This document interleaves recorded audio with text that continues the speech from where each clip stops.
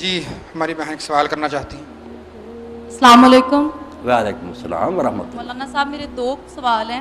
پہلا یہ کہ جب ایک مومن انتقال کر جاتا ہے اور میت کو غسل دے کے رکھ دیا جاتا ہے، اس وقت کچھ لوگ ان کے سرانے کھڑے ہو کے قرآن پاک پڑھتے ہیں، کچھ لوگ مختلف تسبیحات پڑھتے ہیں اور کچھ لوگ سرے سے ایسا کرنے ہی نہیں دیتے، تو وہ کون سا ایسا عمل ہے، رہنمائی فرما دیجئے، جس کا اس وقت مردے کو ثواب پہنچے یا اس کو فائدہ پہنچے؟ ایک سوال۔ سوال کیا غسل دینے کے بعد پھر نا بیویاں گھر کھڑی ہو جاتی ہیں، پڑھنا شروع کر، یہ تھوڑی مدت سے شروع ہوا۔ آپ ایک بات ذہن میں رکھیں، اللہ کے نبی رسول بہت آئے، سب پر درود و سلام ہے،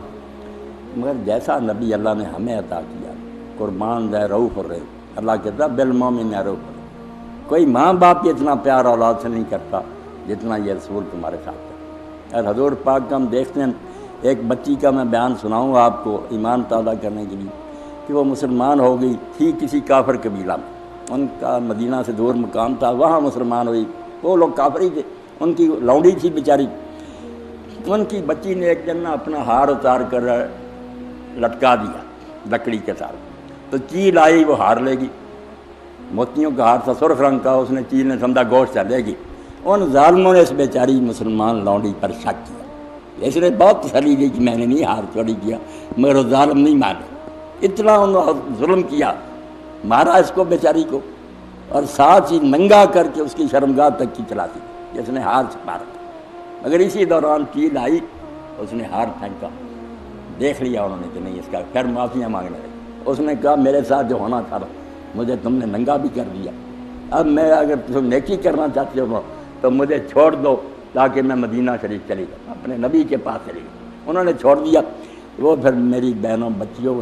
سفر کر کے مدینہ آئے، حضور کی بیویوں کے پاس بیٹھتی، اور حضور نے خیمہ مسجد میں لگوا دیا، وہاں وہ رہتی اور مسجد کو جھاڑو دیتی، سیاہ رنگ کی تھی، تو بیویوں کے پاس جب بیٹھتی تو ایک شعر پڑھتی جس کا ترجمہ یہ تھا کہ ہار کا دن بھی عجیب دن تھا جس نے مجھے کفر کے ملک سے نکال کر یہاں مدینہ پہنچا دیا، تو اماں عائشہ نے پوچھا بیٹا وہ ہار کا کیا، اس نے ساری کہانی سنائی کہ میرے ساتھ یہ ظلم ہوا تھا جس کی وجہ سے مجھے یہ آنا نصیب ہوا، تو وہ فوت ہوگی، حضور کے پیار کی بات کی فوت ہوگی، لوگوں نے رات ہی دفن کر دیا، حضور کو نہیں بلایا، آپ نے ایک دو دن جب نہ دیکھا تو پوچھا کہ وہ بچی کا کیا بنا، تو لوگوں نے کہا یا رسول اللہ وہ تو فوت ہو گئی تھی، تو حضور نے فرمایا اللہ اعظم تم نہیں دیا، مجھے کیوں نہ خبر دی تم نے، انہوں نے کہا ہم نے سمجھا رات کا وقت ہے کیا آپ کو تنگ کرے، ہم نے دفن کر دیا، عزت نہ اتنی کی، دفن آپ ہی کر دیا صحابہ نے،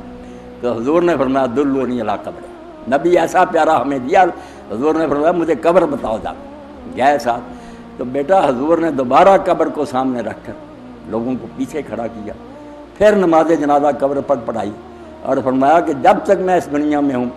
میں مدینہ میں ہوں، تو کوئی فوت ہو تو مجھے بتائے بغیر اس کو دفن نہ کرو، تمہاری قبروں میں اندھیرا ہے، میری دعا کی برکت سے اللہ روشنی کرتا، تو حضور نے قبر پر اس کے لیے، اس لیے ایسے نبی نے جو مردے کے ساتھ کرنا چاہیے نا رائی بتا دیا، ہم شک کریں نا کہ نہیں حضور سے کمی نہیں، گمراہی، تو کبھی نبی علیہ السلام نے صحابہ نے غسل دینے کے بعد یہ گرد جو ہے نا قرآن کلمہ نہیں پڑھا، کسی کتاب میں نہیں، نہ بریلویوں کی کتاب، اب عورتوں نے خود ہی شروع کر دیا، کچھ نعتیں پڑھتی ہیں، کوئی یہ بالکل نہ کریں آپ، اس کی کوئی ضرورت نہیں، آپ بیٹھ جائیں، زبان سے بیٹھی ہوئی بخشش کی دعا کریں، وہ اچھی ہے کہ اللہ اسے بخشنا رحم کرے۔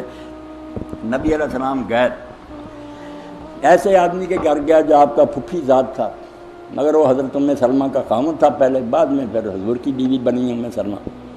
تو رسول اللہ اس کے گھر میں گئے تو جنازہ پڑا تھا، ابھی دفن نہیں کیا، لوگ طرح طرح کی باتیں کرتے تھے، تو حضور نے فرمایا کہ جب اس طرح جنازہ ہوتا نا تو فرشتے بھی یہاں حاضر ہوتے ہیں، وہ جو باتیں تم کہتے ہو اس پر آمین کہتے ہیں کہ اللہ ایسا ہی کر دے، اس لیے ایسی باتیں نہ کیا کرو، اس کے لیے بیٹھ کر بخشش کی دعا زبان سے کہتے رہو کہ اللہ بخشے رحم کرے، اس کے گناہ معاف کرنا۔ تو حضور نے بھی بیٹا اس وقت حضرت ابو سلمہ کے لیے دعا کی نا، میں اپنے بچوں سے بھی کہتا ہوں کہ اس کو چھپوائیں، یاد کریں، میں نے دیکھا کہ یار حدیث لوگ بھی اور باتوں میں جھگڑتے رہتے ہیں کہ ٹانگیں اس طرح کرو، یہ جو کرنے کی باتیں نا وہ نہیں یاد، اگر انہیں پوچھیں یار فوت ہو جائے تو دعا حضور نے ابو سلمہ پر کی وہ یاد ہے نہیں، بحث کرتے جائیں، آپ نے نام لے کر کہا، آپ کو اگر نام یاد ہے تو کہہ دیں، نہیں نام تو فلاں ہی کہہ دیں، اللہ مغفر لأبی سلمہ وارفع درجته فی المہدیین واخلفہ فی عقبہ فی الغابرین وغفر لنا ولہ یا رب العالمین وفسا لہو فی قبرہ ونور لہو. کوئی بات نہ چھوڑی آپ نے کہ اللہ ابو سلمہ کو بخشنا اور قیامت کے دن اپنے بہت بندوں سے اس کا درجہ اونچا کرنا، اور اس کے جانے کے بعد جس کے وارث رہ گئے بیوی بچے ان کا تو نگہبان بننا، اور ہمیں بھی اس کو بخشنا اور اس کی قبر کو منور کرنا، اس کو کھلا کرنا. ایسی باتیں آپس میں بیٹھ کر کریں نا، ہاتھ اٹھائے یہ نہیں کی. یہ جو گرد پڑتی ہیں نا، یہ بچہ کہیں نہیں آیا، کسی فرقے کے میں نہیں آیا، خواہ مخواہ یہ شروع کر لیا، ایسی باتوں سے بچنا چاہیے، ورنہ الزام آئے گا کہ تمہارا نبی کو کسر چھوڑ گیا تھا، حضور کو کوئی بات بتانی بھول گئی تھی، کیوں نئی باتیں کرتے. جی